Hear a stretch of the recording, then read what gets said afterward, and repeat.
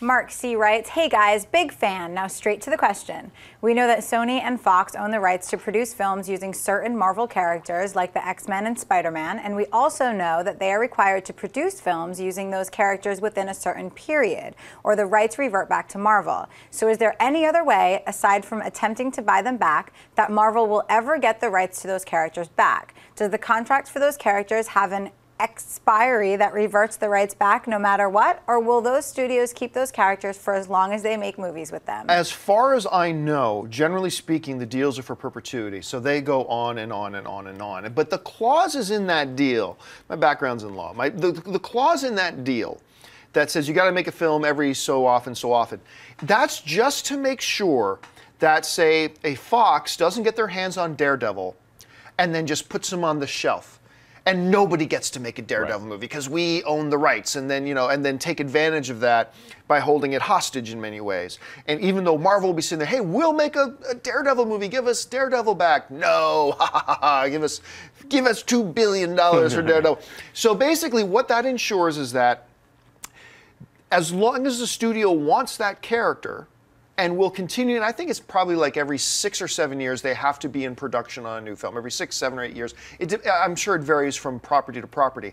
They have to be in production. That's just a fail-safe to make sure that there isn't some great character that's just sitting on the shelf.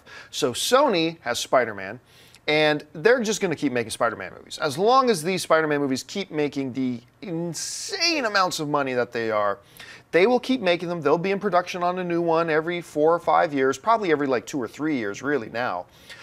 So until Sony decides they don't want to make Spider-Man movies anymore, until Fox decides they don't want to make Fantastic Four movies anymore, much like they did with Daredevil, then yeah, you're never going to see them back in the hands of Marvel. And as I kind of expressed in the beginning of the thing, that suits me just fine. Not that I think Marvel will do a great job with them, but all of a sudden it becomes really crowded. Marvel's just one studio. They only have the capability of producing 2 or 3 films a year. So I don't want a Spider-Man film every 6 years, so I'm more than happy with where they're at. Schnepp?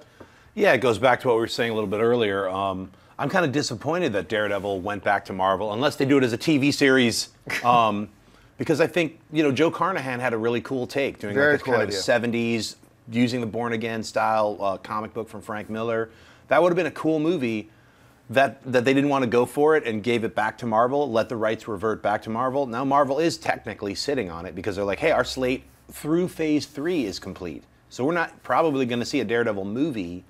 I mean, I'm not working at Marvel, so maybe they'll be like, ha, we're releasing it next year. We secretly No, we're not going to see Daredevil in Phase 3. Yeah, it's just not. Earliest is going to be Phase 4, and I even doubt they're going to make a Daredevil in Phase 4. I think it's going to be, because the rights have gone back to Marvel, Right. I think that pretty much ensures we're not going to see a Daredevil movie for 5 years. Yeah, because but what that's basically saying is we don't know what to do with this. Same Yeah. with Ghost Rider and Blade. Here you can have these characters back. We tried. We did multiple versions of. We did Blade. We did a whole bunch of Blades. We did a Blade TV series. We did 2 different Ghost Riders. It's like, here, you can figure it out. We'll do something else. So I think for Marvel, they're kind of like getting their characters back, and they're going to like just let time go by to let those other movies recede into the distance, and then come out with a new take. Because the funny thing here is, they're not going to have Iron Man sitting on the shelf for long. They're not going to have Thor sitting on the shelf. They're not going to have Captain America sitting on the shelf. These are big money-making properties. Mm-hmm. And as they move forward in Phase 3 and Phase 4, they're going to introduce new characters here and there, see how they do, but they're going to want to make sure one of their cash cows is in there every year too.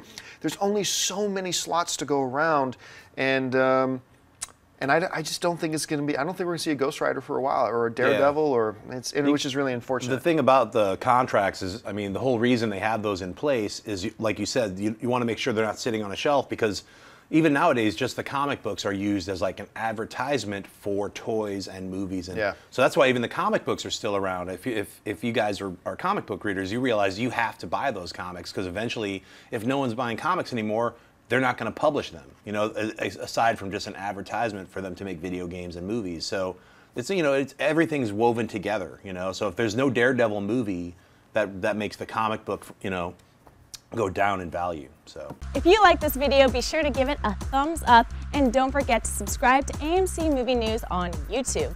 It's free and a great way to stay updated with all the latest movie news, and check out our daily show, AMC Movie Talk. Also, don't forget to check us out on Facebook and Twitter to stay in the loop for our special prizes, giveaways, and contests.